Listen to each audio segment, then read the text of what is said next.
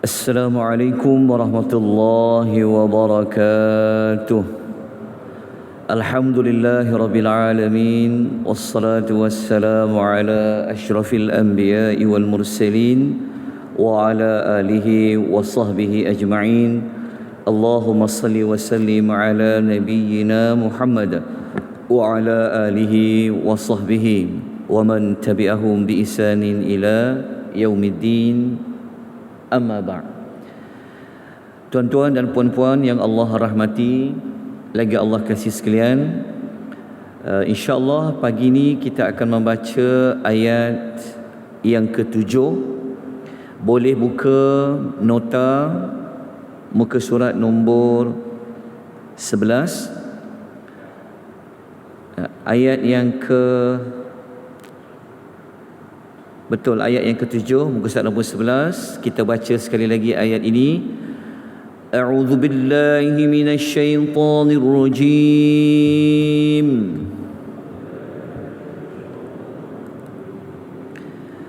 Was-samaa'a rafa'aha wa wada'al mizan.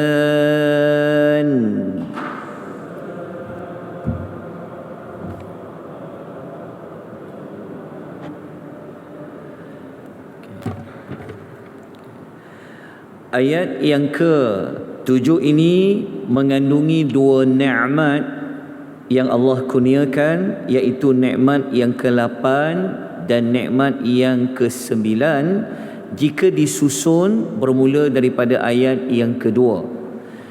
Okey, nikmat dalam ayat ini Allah Subhanahu Wa Taala menyebutkan tentang langit yang telah pun Allah tinggikan. Kemudian Allah kata Allah telah pun meletakkan al-mizan, iaitu neraca. Okay. Langit ditinggikan ini menurut tafsir Al-Misbah, ia membawa maksud memang ia kita nampak secara zahir langit ini memang dia tinggi. Tingginya langit Allah ini tinggi tanpa bertiang. Ini kita semua sedia maklum.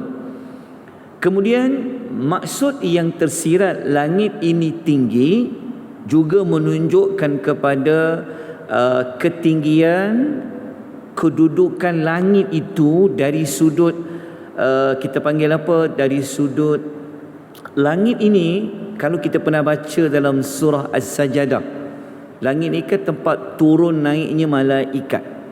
Kan tak apa, langit ni kan menjadi tempat tempat turunnya malaikat, naiknya malaikat kepada Allah Subhanahu wa Ta'ala dalam menjalankan perintah-perintah Allah. So disebut langit ni membawa dua makna lah.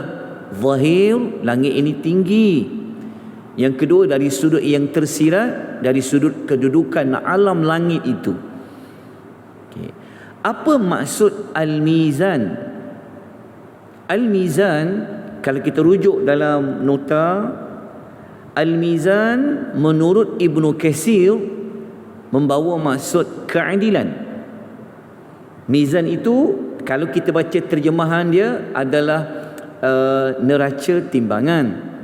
Tapi Ibnu Katsir kata al-mizan dekat situ membawa maksud al-adl, iaitu keadilan. Maknanya kalau kita ambil makna al-mizan keadilan, kita kaitkan dengan wa wada'al mizan, maknanya Allah telah mewujudkan, meletakkan adanya keadilan. Okay. Kalau kita kembangkan lagi maksud al-mizan, saya sempat merujuk dalam tafsir Al-Misbah, tapi dalam nota ni tak ada. Pak Quraish Shihab dalam tafsir Al-Misbah, beliau mengatakan al-mizan boleh juga diertikan dari pelbagai sudut. Dia kata al-mizan secara zahir memang membawa maksud alat penimbang. Al-mizan iaitu timbangan, iaitu alat penimbang. Juga boleh membawa maksud keadilan, macam Ibnu Katsir ulas tadi, dan juga boleh membawa maksud keseimbangan. Itu juga membawa maksud kepada al-mizan. Jadi kalau ada yang bertanya kenapa Allah di al-mizan itu merujuk kepada alat penimbang, memang munasabah, kerana kita tahu bahawa ketika ayat Quran ini turun, memang orang-orang Arab ketika itu mereka suka berniaga. Jadi apabila mereka berniaga, mereka berjual beli, mereka perlu ada sesuatu untuk menimbang. Jadi dengan rahmat Allah, Allah telah memberikan manusia ini, dia boleh fikir, dia boleh buat. Kalau nak ukur berat, tinggi, lebar, panjang dan sebagainya, Allah wujudkan alat penimbang itu. Kenapa Ibn Kathir kata al-mizan itu keadilan? Kerana kita faham pun simbolik kepada adil, orang akan tunjuk gambar apa? Penimbangan. Tu yang ada gambar dacing tu. Kan? Kita tengok kan dekat mahkamah dan sebagainya, dalam kehukuman dia akan tunjuk dacing. Seolah mana menunjuk apa? Dacing tu menunjuk kepada keadilan. Ada kiri, ada kanan. So dia kena adil. Sebab itu ada para ulama masukkan juga ke al-mizan juga membawa maksud apa? Keseimbangan. Satu rahmat tak?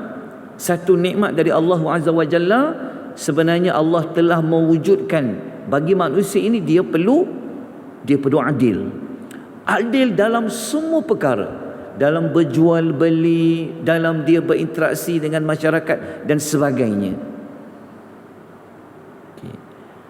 Persoalan kita yang berikutnya yang kita nak ulas daripada ayat ini ialah kenapa Allah gandingkan al-mizan itu diletakkan bersekali dengan langit yang Allah tinggikan. Kan dalam ayat itu langit, lepas tu sebut al-mizan. Okey. Bagaimana tuan-tuan melihat al-mizan tadi telah kita jelaskan, ada 3 makna tadi tu. Maknanya dalam hidup ni perlu adil. Hidup ni kalau menimbang jangan kurang, jangan lebih. Hidup ni kena seimbang. Okey. Jadi kenapa al-mizan itu Allah letakkan bersekali dengan langit yang Allah tinggikan? Okay. Kata para ulama tafsir, kalau kita rujuk ulasan Ibn Kathir, adalah nota muka surat nombor 11 tu. Ibn Kathir kata apa? Allah telah ciptakan langit dengan penuh kebenaran, dengan penuh keadilan, iaitu seimbang. Kalau kita tengok langit, ada tak yang macam bengkok, yang tak seimbang, yang tak rata? Tak ada. Jadi kata Ibn Kathir, sebenarnya Allah nisbahkan keadilan itu dengan langit yang Allah tinggikan. Sebenarnya Allah nak kata, kalau buat sesuatu itu perlulah adil, perlulah seimbang, sebagaimana langit itu Allah ciptakan dia seimbang dan adil. Sebab itu saya telah sebut pada hari yang sebelumnya, untuk tahu tentang langit kembali merujuk dalam nota suratul Mul, kerana kita tahu bahawasanya langit ini dia ada kaitan dengan bumi, yang bumi ini kita faham Allah pisahkan dia, langit ini Allah tinggikan. Seolah-olah kalau orang tanya, dalam ruang lingkup adil yang macam mana kena buat, sejauh mana kena adil, maka para ulama kata, tengoklah bagaimana Allah adil dalam cipta langit, seimbang dalam cipta langit. Adil macam mana? Kena adil sangat. Macam mana nak kena adil sangat? Cuba kau tengok langit tu tinggi kan? Kita tengok langit tu macam kita tak tahu nak ukur dia berapa tinggi. Jadi seolah-olahnya adil tu, engkau kena adil bagaimana setingginya langit itu. Boleh faham tak maksudnya? Maksudnya dia punya adil tu kena buat seperti tingginya langit tu. Okay. Dalam Tafsir Al-Misbah ni, saya sempat masuk pagi tadilah sikit, Ibnu Ashur, salah seorang ulama tafsir, beliau mengatakan, ini jawapan kepada kenapa Allah letakkan timbangan keadilan itu duduk bersekali dengan ayat langit ditinggikan? Kata Ibnu Ashur, ia merupakan isyarat betapa penting dan agungnya keadilan itu, sehingga Allah kaitkan dengan arah alam yang tinggi. Kita tahu tuan-tuan, langit ni adalah tempat tinggal siapa? Tempat tinggal malaikat. Takdir kita duduk di lauh mahfuz di langit. Kita faham di langit ni merupakan satu alam yang sangat tinggi. Nabi diisrakan naik ke langit. Jadi adil ni dia punya penting, dia agung dia sebagaimana agungnya kedudukan langit tu. Boleh faham? Nampak tak? Ibnu Ashur juga kata, ini menunjukkan keadilan itu ada kaitan Allah yang menurunkan daripada muka bumi atas perintah Allah. Okey, boleh faham ya? Jelas. Sebab kita faham pun sebelum ini dalam ayat surah Sajadah kan, bahawa langit ini merupakan tempat apa? Dikaitkan dengan tempat turunnya malaikat. Jadi kalau orang kata, kenapa selalu ditekankan adil, hidup ni kena seimbang, perlu ada juga akhirat, perlu ada juga dunia perlu juga ada akhirat, kena seimbang.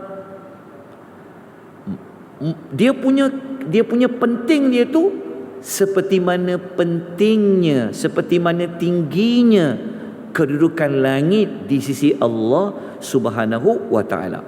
Okey, saya harap jelas bagi keterangan ayat yang ke-7. Kalaulah Allah tak tekankan keadilan ni, apa jadi dengan kita? Maka porak-perandalah manusia ini kalau tidak ada keadilan. Jadi rahmat Allah telah mewujudkan, bahkan menekankan, mewajibkan perlunya ada keadilan, perlunya ada keseimbangan, sehingga kan Allah beri manusia ini boleh berfikir, dia boleh mewujudkan alat timbangan. Baik, kita masuk kepada ayat yang ke-8. Alla taghaw fil mizan.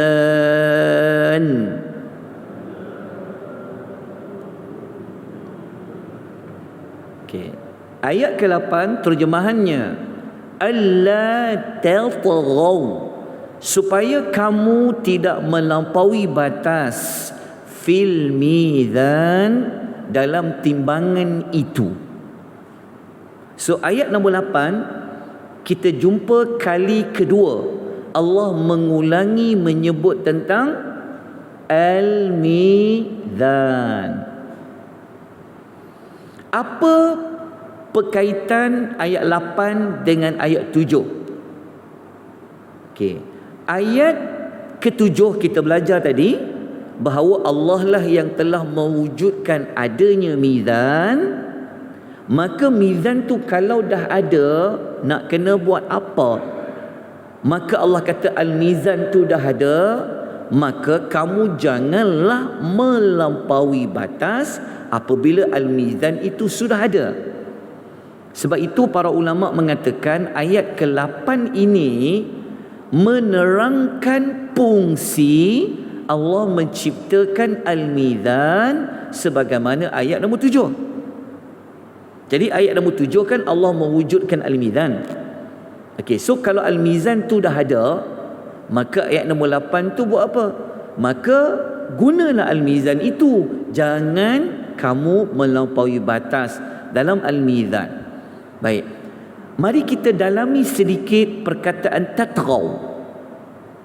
Perkataan tatghaw ni dia sebenarnya dia berasal daripada kalimah tagha. Daripada tagha dia jadi kepada kalimah tatghaw. Apa tu tagha? Tagha dalam tafsir al-misbah merujuk kepada melampaui batas dengan sengaja dan tidak mengambil mengambil sikap remeh pada mana-mana perbuatan tersebut.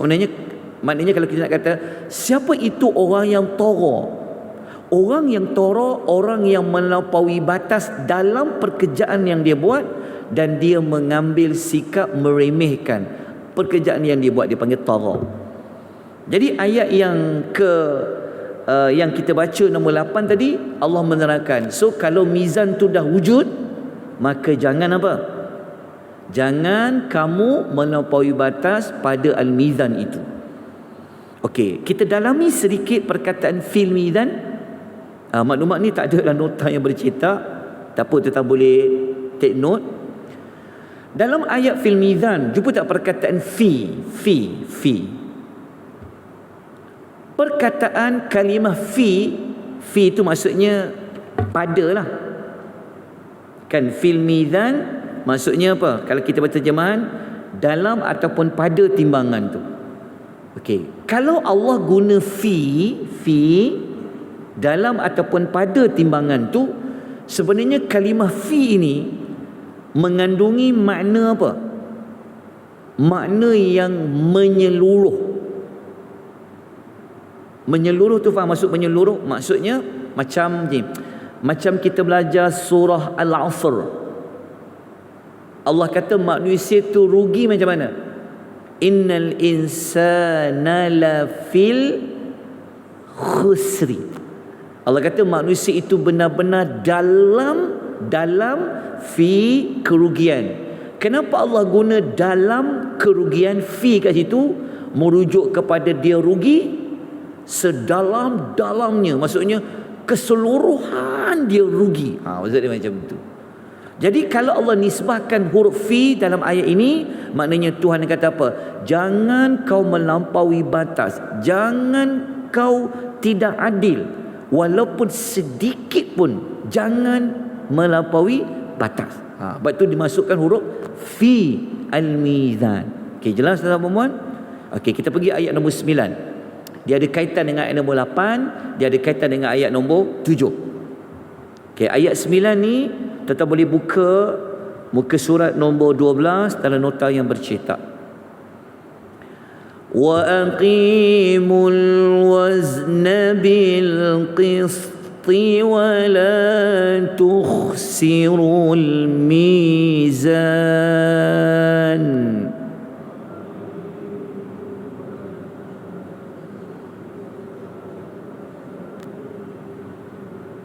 Okey.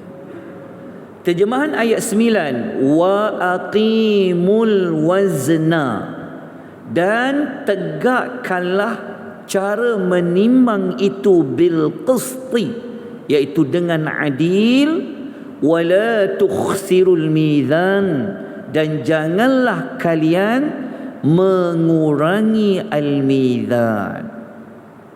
Okey, ingat kembali ayat 7 tadi, al-mizan tadi, apa maksud dia?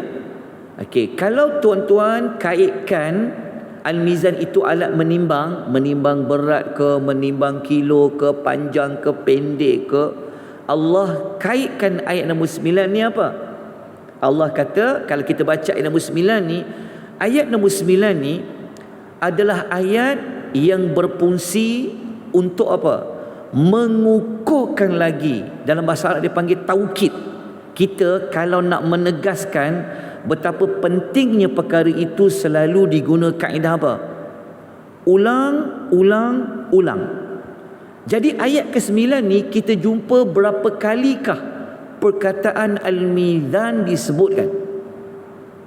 Bermula ayat 7, 8 dan 9. Maknanya al-mizan pada ayat 9 kita telah temui sebanyak kali yang ketiga. Maknanya al-mizan ni bukan perkara yang kita perlu pandang remeh. Betapa pentingnya al-mizan ni sehingga dia ulang 3 kali, al-mizan wa wada'al mizan la tatghaw fil mizan wa la tukhsirul mizan. Dia ulang 3 kali. Bahkan ayat nombor 9 ini fungsinya mengukuhkan, menguatkan tentang al-mizan. Jadi dalam ayat ini ada perintah buat, ada perintah jangan buat. Allah kata kena buat apa? Wa aqimul wazna bil qisti, tegakkanlah cara menimbang itu dengan adil. Dan Allah kata jangan kamu mengurangi timbangan itu. Tengok dia punya padunya ayat ni, dia masuk dua-dua sekali. perintah berlaku adil, larangan jangan tidak berlaku adil. Batu Al-Imam Ibn Kathir, ini kita boleh baca pada ayat ini. Jadi kita nak tengok sedikit maklumat tentang wa'aqimu tu. Tuan-tuan, dalam Quran kalau tuan-tuan jumpa perkataan aqimu ni, sebenarnya dia adalah perintah yang Allah kalau guna wa'aqimu ni macam selalu diguna dalam bab solat kan. Wa iqamas solah, dirikanlah sembahyang. Diri kat tu bukan bermaksud asalkan sembahyang dah lah, tak. Kalau Allah gunakan dirikan sembahyang seperti wa'aqimu, maknanya ia mesti dilakukan dengan sempurna. Betul Allah kata wa'aqimul wazna. Jadi kalau nak menegakkan keadilan ni, lakukan dengan sempurna, ikut syarat-syaratnya, tuntutannya. Okay. Kalau kita baca tafsir Al-Wahbah Zuhaili pun dia, setelah saya sebut tadi itulah, kata Al-Wahbah Zuhaili, ayat ini bertujuan untuk menegaskan perintah berlaku adil dan jujur. Okay, cukup dengan tafsir ringkas ayat 7, 8 dan 9. Yang paling penting, mari kita lihat pengajaran dia apa. Pengajaran ini saya rasa tuan-tuan dan puan-puan pun sudah sedia maklum. Seperti yang kita faham tadi tu, kita faham bahawasanya ada dua perkara utama pada ketiga-tiga ayat tadi. Apa dia? Nikmat Allah, dengan Allah meninggikanlah langit. Dan yang kedua, nikmat keadilan, keseimbangan, alat penimbang kepada manusia. Jadi tuan-tuan, berlaku adillah semampu yang mungkin. Jangan sekali-kali curang dalam melakukan keadilan. Sebagai ketua keluarga, kena adil pada ahli keluarga. Sebagai ketua bagi mana-mana dia majikan, dia kena adil kepada anak buah dia. Begitulah kesemua sekali dalam berniaga, dalam memberikan tugasan, dalam memberikan apa pun. Jangan ada sedikit kecurangan. Kerana kita belajar tadi tu kan, diulang 3 kali Al-Mizan tu.